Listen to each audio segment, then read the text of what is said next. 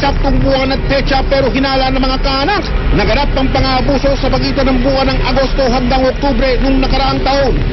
Ang lalaking tinutukoy ni Maymay na nasa likod ng kanyang pangungod, walang iba kung hindi ang 16 na taong gulang niyang pinsan na si Gabi.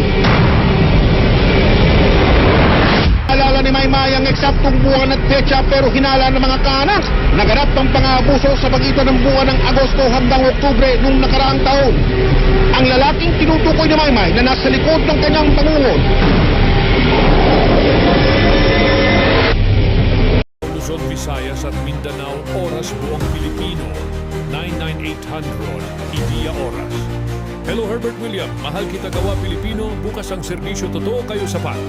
Mahal kita gawa Pilipino, bukas ang serbisyo, totoo kayo sapat. Ikaw ako balita natin, serbisyo publiko, walang gawa kung subayan mamayan oras.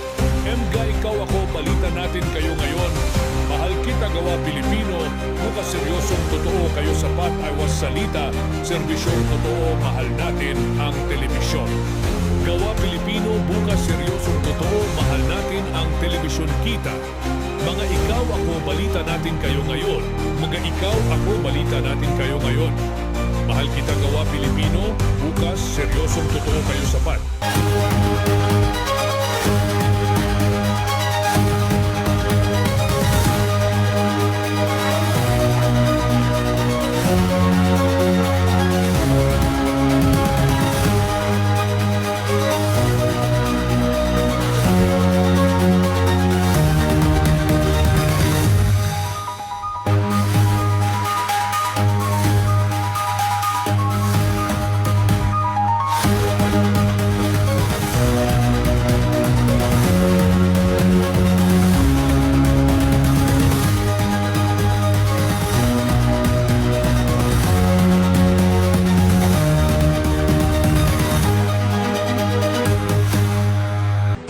Kapuso, hanggat may inaabuso o inaapi, hindi kami titigil sa pag-aksyon.